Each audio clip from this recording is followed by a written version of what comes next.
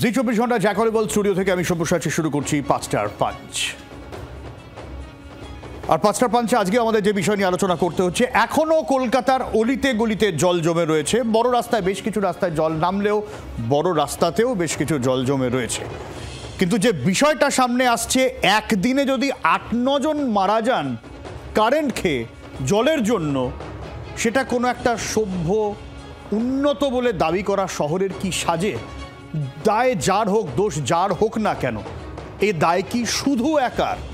এই নিয়ে প্রশ্ন তুলছেন প্রত্যেকে। এবং এই জায়গায় দাঁড়িয়ে ইতিমধ্যে গোটা বিষয়টা আদালতেও গড়িয়েছে, মামলা দায়ের হয়েছে, জনস্বার্থ মামলা দায়ের হয়েছে। প্রশ্ন হচ্ছে দায় কার?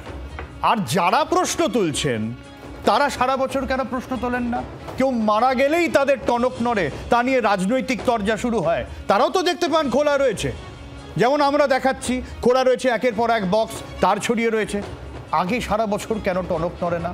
এবার হয়েছে, আগের বারও হয়েছে, বারবার হয়েছে, বারবার একই ঘটনা। আমরা বর্ষাকালে জল জমলে বাইরে বেরিয়ে মরতে বসে আছি নাকি? এ নিয়ে আলোচনা করবো। আমাদের সঙ্গে তৃণমূলের কৌশিক বিশ্বাস রয়েছেন, অরিজিৎ বক্সি রয়েছেন বিজেপির তরফ থেকে। কৌশিকবাবু, দোষ শুধু সিএসসির? আপনাদের কোনো রকম কোনো দায় নেই, বিদ্যুৎ দপ্তরের কোনো দায় নেই, সব দায় সিএসসি। হ্যাঁ, তাহলে এতদিন কি হচ্ছিল? দেখুন, প্রথম কথাই বলি যে আমাদের মাননীয় মুখ্যমন্ত্রী অত্যন্ত স্পষ্ট করে গতকাল থেকেই বলেছেন যে ঘটনার প্রবাহ যেটা হয়েছিল সেটাকে যদি দুটো ভাগে ভাগ করেন, একটা হচ্ছে জল জমা আর একটা হচ্ছে বিদ্যুৎপৃষ্ট বা ইলেকট্রোকিউশন হওয়া। ইলেকট্রোকিউশন হওয়ার জন্য দায় কার সেটা আমরা সুনির্দিষ্ট করে বারবারই বলছি যে এটার জন্য সিএসসি কর্তৃপক্ষই দায়ী। আজকে কিছুক্ষণ আগে মাননীয় মুখ্যমন্ত্রী একটি পুজো উদ্বোধনে গিয়ে উনি ঘোষণা করেছেন যে যদিও জীবনের দাম কখনোই টাকা দিয়ে কম্পেনসেট করা যায় না, তবুও উনি বলেছেন যে যারা মারা গেছেন তাদের প্রত্যেকের পরিবার প্রতি রাজ্য সরকারের তরফ থেকে 2 লক্ষ টাকা করে দেওয়া হবে। এবং উনি বলেছেন যে আমি সিএসসি কর্তৃপক্ষকে বলবো তাদের চাকরি এবং 5 লক্ষ টাকা করে দেওয়ার জন্য। আমরা আগেও বলেছি, আমরা আজকেও বলছি, এই বিদ্যুৎপৃষ্ট হয়ে মারা যাওয়াটার জন্য আমরা সিএসসির যে গাফিলতি বা সিএসসির যে আপ টু দি মার্ক কাজ না করা, এটাকে বলছি। দুটো জিনিস একটু মাথায় রাখতে হবে, আমাকে আরেকটু সময় দিন। সেটা হচ্ছে 5 ঘন্টার মধ্যে 254 থেকে 339 মিলিমিটার বৃষ্টি 5 ঘন্টার মধ্যে। আমাকে কেউ যদি সারা পৃথিবীতে এরম একটা শহরের উদাহরণ দিতে পারেন যে শহরে 5 ঘন্টাতে 254 থেকে 339 মিলিমিটার বৃষ্টি হয়েছে অথচ জনজীবন বিপর্যস্ত হয়নি, জল জমেনি, তাহলে আমি তার প্রতি কৃতজ্ঞ থাকব। আমেরিকার নিউ অরলিন্স, টেক্সাস থেকে জার্মানির হামবুর্গ থেকে ভারতবর্ষের দিল্লি, মুম্বাই পর্যন্ত একদিনে সর্বাধিক রেনফল যখন 150 মিলিমিটারের উপরে যায় তখনই বৃষ্টি হয়। কালকে আরেকটা, এটা জিওফিজিক্যাল আপনি একটা দুর্ঘটনা বলতে পারেন, সেটা হচ্ছে দুপুরবেলার পরে হাই টাইড আসছিল। আপনাদের জ্ঞাতার্থে বলে দিই, প্রত্যেকটা বুস্টার পাম্পিং স্টেশন কাল সকাল থেকে অ্যাক্টিভ ছিল। আমাদের প্রত্যেকজন মেয়র ইন কাউন্সিল রাস্তায় ছিলেন, কিন্তু দুপুর থেকে 12:30 থেকে 2:30-3টে পর্যন্ত booster pumping station জলগুলোকে drain out করে ফেলতে পারছিল না, কারণ উল্টো দিকেও হাই টাইড ছিল। ফলে এই যে একটা অদ্ভুত প্রাকৃতিক সংযোগ, একদিকে হাই টাইড, গঙ্গার জল ফুলছে, আর একদিকে রাস্তার জলটা আমরা বার করতে পারছি না, এর নিদারুণ মার কিন্তু গতকাল আমরা খেয়েছি, এটা মেনে নিতে কোনো দ্বিধা নেই। কিন্তু আপনি দেখুন আজকে 24 ঘন্টার মধ্যে গর্বের সঙ্গে বলছি, আমার শহর, আপনার শহর, সবার শহর কলকাতা আবার ছন্দে ফিরেছে কয়েকটা জায়গা ছাড়া।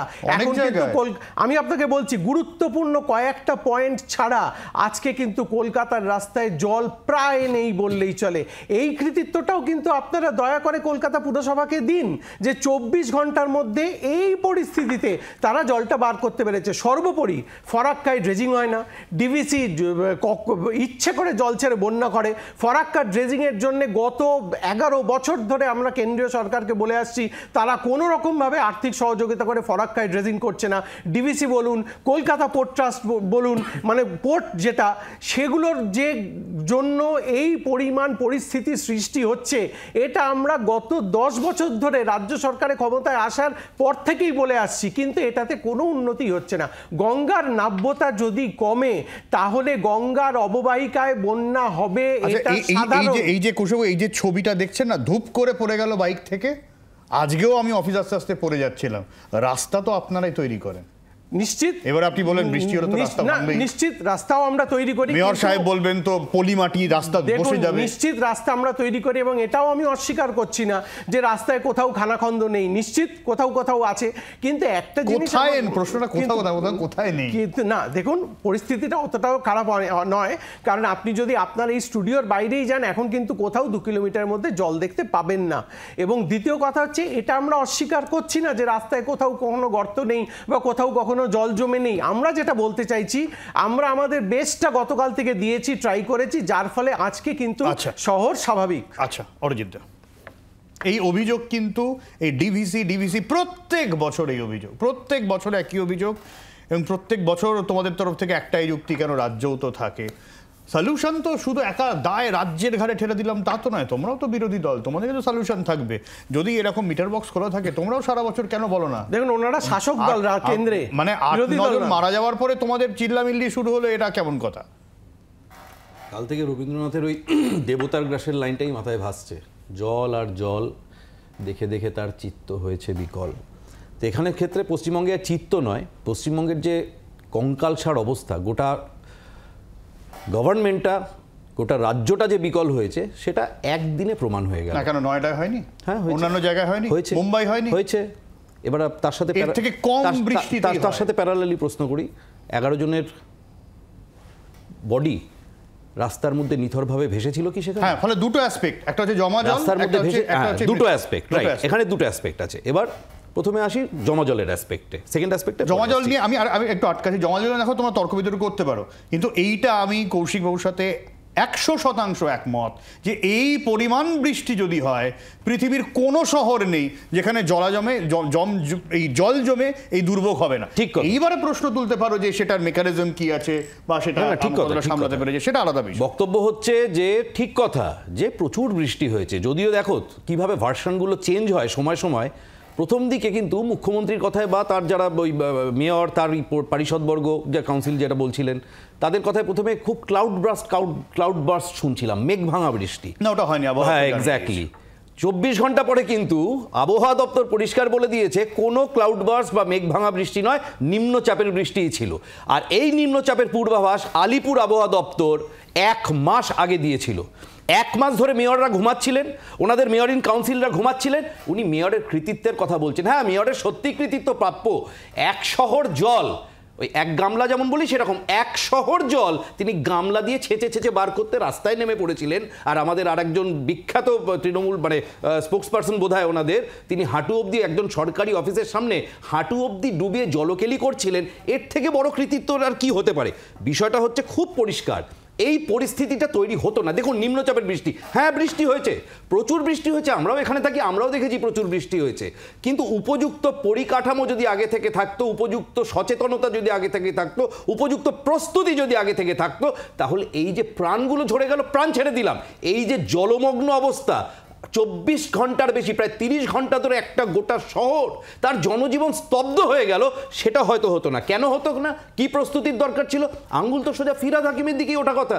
গুলশান কলোনি এক্সাম্পল, 250 বিঘা ভেরি, যেটা রামসর ওয়াটার বডির অন্তর্গত 250 বিঘা ভেরি পূর্ব কলকাতার বুকে টাউনশিপের পাশে বুঝিয়ে গুলশান কলোনি গড়ে উঠেছে। আরে গুলশানটা কি? নাম থেকে বোঝা যায় যে এটা নতুন কিছু। সেই ছোটবেলায় গুলশান গুলফার্ম শুনেছিলাম, একটা সিরিয়াল চলতো কাশ্মীর নিয়ে, আর এই শোনা যাচ্ছে গুলশান কলোনি। এরকম কত গুলশান কলোনি জলা জমি বুঝিয়ে, ভেরি বুঝিয়ে উঠেছে, তার কোনো ইয়ত্তা নেই। বেনিফিট কে পেয়েছে? বেনিফিট পেয়েছে তৃণমূলের নেতারা, তৃণমূলের এমএলএরা, তৃণমূলের কাউন্সিলররা, উইদাউট প্ল্যান। বারবার বলছি, রাজ্য সরকারও স্বীকার করেছে, বিভিন্ন মুখপাত্র বলেছে, গোটা গুলশান কলোনিতে 5000-এর কাছে বেআইনি বাড়ির একটা কালেকশন, কংক্রিটের জঙ্গল, কোনো প্ল্যানিং নেই, টোটাল সিওয়ারেজ আটকে দিয়েছে। কোথা দিয়ে জলটা বেরোবে? আমাদের কথা হলো এই ডিজাস্টারটা হতো না, জলটা জমতো না। বৃষ্টি প্রচুর হয়েছে, জল জমতো, তার অধিকাংশটা বেরিয়ে যেতে পারতো। চতুর্দিকে এই বেআইনি নির্মাণের জন্য যার ক্রিমটা চেটে পুটে তৃণমূল নেতারা খায়, তাদের জন্য পূর্ব কলকাতায় যাওয়ার দরকার নেই। এই আপনার চ্যানেলের থেকে কিছুটা দূরে উল্টোডাঙ্গায় চলে যান, 14 নম্বর ওয়ার্ডে যান, 16 নম্বর ওয়ার্ডে যান, মুরারি পুকুর দেখুন, বাগমারি দেখুন, ভিতরে শুধু ঢুকুন, শুধু ঢুকুন ক্যামেরাটা নিয়ে, দেখবেন এইটুকুটুকু 1 কাঠা 1.5 কাঠা প্লটের উপর 4 তলা করে বাড়ি, যার কোনো প্ল্যান স্যাংশন নেই। শুধু কাউন্সিলরকে টাকা দাও, জলের লাইনটা কখন রাত্রিবেলা টুক করে বাড়িতে ঢুকে যাবে কেউ বুঝতেই পারছে না। শুনেছি, আমি জানি না, শুধু লাইন ওই জলের পাইপটা ঢোকাবার জন্য নাকি 20 থেকে 25,000 টাকা কাউন্সিলরকে দক্ষিণা পাঠিয়ে দিলেই হয়ে যায়। তা এই যদি পুরসভার অবস্থা হয়, এই যদি পুরসভার দুর্নীতির অবস্থা হয়, আজকে যদি এই আদালত, মহামান্য আদালত বারে বারে বলছে কলকাতার এই বেআইনি কনস্ট্রাকশনগুলোকে ভাঙার জন্য, আজ পর্যন্ত কটা ভেঙেছে? আদালতে গিয়ে আদালতের অর্ডার হচ্ছে, কন্টেম্পটে যাচ্ছে, তারপরে হয়তো একটা আধা কনস্ট্রাকশন ভাঙা হচ্ছে। এই দিকগুলো যদি নজরে থাকতো আজকে এই জলমগ্ন অবস্থাটা তৈরি হতো না। আর প্রাণগুলো, সিএসসির কথা বলছেন, এই মুখ্যমন্ত্রীর সাথেই তো সিএসসির মালিক, লন্ডন, ইটালি ঘুরে বেড়ান। সেই সকালবেলা জগিং করতে করতে একবার বলতে পারেননি যে ভাই গোয়েঙ্কা, সারা কলকাতা যেখানে যেখানে মারা গেছে নামগুলো দেখুন, কালিকাপুর, গড়িয়াহাট, বেনিয়াপুকুর, নেতাজিনগর, বালিগঞ্জ প্লেস, মোমিনপুর, মানে কলকাতার এক মাথা থেকে আর এক মাথা পর্যন্ত সব জায়গায় সিএসসি তার খুলে রাখা। তাহলে তাদেরকে রেখেছেন কেন? আপনি তো মনোপলি দিয়েছেন। সিএসসি আজকে পশ্চিমবঙ্গের মানুষকে লুটছে। সবচেয়ে বেশি বিদ্যুতের ট্যারিফ যদি সারা ভারতে কোথাও হয়, সেটা কলকাতার বুকে সিএসসি নেয়। সেখান থেকে কাটমানি ইলেকশনের সময় খেতে খুব ভালো লাগে না, তাই তাদেরকে বলা যায় না যে তারগুলো বন্ধ করুন। উত্তর নেই কৌশিক দা। দেখুন, প্রথমেই যদি সম্ভব হয় এই ছবিটা একটু বড় করে দেখান। মুম্বাই 19-8-25, তার মানে কি মুম্বাই এর এই জমা জলগুলো বেআইনি কনস্ট্রাকশনের জন্য হচ্ছিল? আসলে ব্যাপারটা তা নয়। দাঁড়ান, আমি তো আপনার সময় একটুও বলিনি। দেখুন, ব্যাপারটা তা নয়। ব্যাপারটা হচ্ছে যে এটাকে খুব বৈজ্ঞানিকভাবে বুঝতে হবে। যদি শুধু গুলশান কলোনির জন্য এই রকম একটা জল জমা হয়ে থাকে, তাহলে তার চেয়ে সত্যের বড় অপলাপ আর কিছুই হতে পারে না। আমি পয়েন্ট বাই পয়েন্ট ওনার প্রশ্নগুলোর জবাব দিচ্ছি। নাম্বার 1, পরিকাঠামোর অভাবের কথা উনি বলছেন। একটা বুস্টার পাম্পিং স্টেশন আমাকে দেখান যেটা গতকাল বিকল ছিল। একটা ওয়ান তথ্য দিয়ে বলবেন, আবেগ দিয়ে নয়। 2 নম্বর, আপনারা জানেন কিনা জানি না, গতকালকে সারাটা দিন কর্পোরেশনের যে সমস্ত কর্মীর যেখানে ডিউটি ছিল তারা সেখানে ডিপ্লয়েড ছিলেন। 3 নম্বর, সব থেকে গুরুত্বপূর্ণ, এই যে খালগুলো, এই খালগুলোর নাব্যতা অনুযায়ী, মানে আমি আমাদের আদিগঙ্গা খাল, বাগজোলা খাল, এই খালগুলোর কথা বলছি, এগুলো সর্বাধিক 100 থেকে 130 মিলিমিটার পর্যন্ত জল 24 ঘন্টায় ড্রেন করতে পারে। এটা সায়েন্স। সেখানে যদি 250 থেকে 330 হয়, সে কি করে 24 ঘন্টার মধ্যে ড্রেন করবে? সব আরো কতগুলো কথা দেখুন। আমরা কোনো প্রাকৃতিক বিপর্যয় নিয়ে কখনো রাজনীতি করতে চাই না, কিন্তু উত্তরাখণ্ডে আমরা কি দেখছি? উত্তরাখণ্ডে বছরের পর বছর এই যে কেদারনাথ বদ্রীনাথ যাওয়ার রাস্তা তৈরি হওয়ার পর থেকে পর্যন্ত, যোশীমঠ থেকে শুরু করে, সেখানে প্রত্যেক বছর 3 থেকে 4 বার বিপর্যয় হচ্ছে। সেখানকার কনস্ট্রাকশন নিয়ে বিজেপিকে কোনোদিনও বলতে শুনেছেন? দিল্লি পুরসভা বিজেপির হাতে গত প্রায় 2-3 দশক ধরে রয়েছিল। সেই দিল্লি পুরসভার 2-3 দশক ধরে থাকা পুরসভার ছবিটা আপনারা যদি একটু দয়া করে দেখিয়ে দেন তাহলে খুব ভালো হয়। এই হচ্ছে দিল্লি এই বছর। সেইটার জবাব বিজেপি কি দেবে? আমরা প্রাকৃতিক বিপর্যয় নিয়ে রাজনীতি করতে চাইছি না, সেই জন্য আরও অনেক কথা আমাদের বলার ছিল, তাও বলছি না। আমরা শুধু 2টো কথা বলছি। গতকালকে যে পরিমাণ বৃষ্টি হয়েছিল এবং গঙ্গার জল যেভাবে হাইটাইডে বইছিল, সেখানে সমস্ত রকম আমাদের সায়েন্টিফিক সরঞ্জাম এবং ম্যান পাওয়ার দিয়েও এর চেয়ে বেশি করা টেকনিক্যালি সম্ভব ছিল না। বুস্টার স্টেশন থেকে জলগুলো গঙ্গায় ফেলা যাচ্ছিল না, কারণ হাইটাইডে তখন রিভার্স ফ্লো হতো। এগুলো যে রাজনৈতিক দল ক্রিটিসাইজ করে তাদেরকে এগুলো বলে বোঝাতে হবে।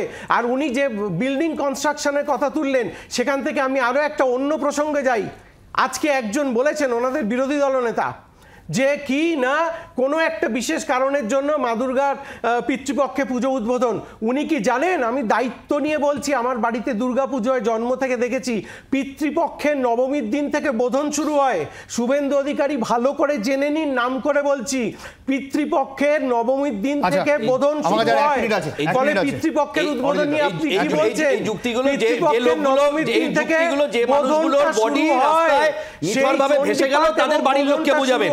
এখন বিষয়টা উত্তরাখণ্ডে যাদের ঠিক বডিগুলো আছে। বেঁচে গেছিল তাদের নিয়ে কি বলেছিলেন? হয়েছে তো, ডাক্তারবাবু একটু দয়া করে বললেন, বলুন আপনি। এবার শুনুন না। উত্তরাখণ্ডেও তো বডিগুলো কলকাতার ভেসে উত্তর ছিল। দিকে গিয়ে ডাক্তারবাবু মূলত উত্তর ভারতে উত্তরাখণ্ডে আর ভারতের ভেসেনি। বিভিন্ন জায়গায় ঘুরে বেড়ালেন। আমার খুব অবাক লাগলো শুনলে যে যোশীমঠ, বদ্রীনাথ যে জায়গাগুলোর কথা বলছেন ওগুলো বরাবর ধর্ষণকুল জায়গা। বিজেপি কেন, এর আগে কংগ্রেস, বিজেপি সবার সময় ধস হয়েছে, আবার কাজ হচ্ছে। এটাই শুধু স্বাভাবিক। ধস না, শুধু আমার ধস না। আমাদের না, না, কপাল না। ভালো, উনি শুধু সিকিমের ধস না। ধসের কথা টেনে বলেননি যে শুধু ধস পশ্চিমবঙ্গের নয়, ধস হতে পারেনি কেন। মানে শুধু ধস বিষয়টা হচ্ছে নয়। আমিও একটু বাইরের দিকে যাই, আমি একটু বাইরের দিকে যাই। উনি মনে বাইরে দেখালেন তো 2017 অর্থবর্ষে এশিয়ান ডেভেলপমেন্ট ব্যাংক এই পশ্চিমবঙ্গ সরকারকে $300 মিলিয়ন অর্থাৎ প্রায় 2600 কোটি টাকা এবং 2025 অর্থবর্ষে 200 মিলিয়ন 1700 কোটি টাকা, টোটাল করে 4300 কোটি টাকা দিয়েছিল শুধু এই ড্রেজিং করার জন্য, নাব্যতা বাড়াবার জন্য। কোথায় কাজ করেছেন আপনারা? পুরো টাকাটা মিলে বেটে আমার সময় একদম শেষ। অনেক ধন্যবাদ অরিজিৎ, অনেক ধন্যবাদ কৌশিকদা। ফিরে আসি বিরতির পর, সঙ্গে থাকুন।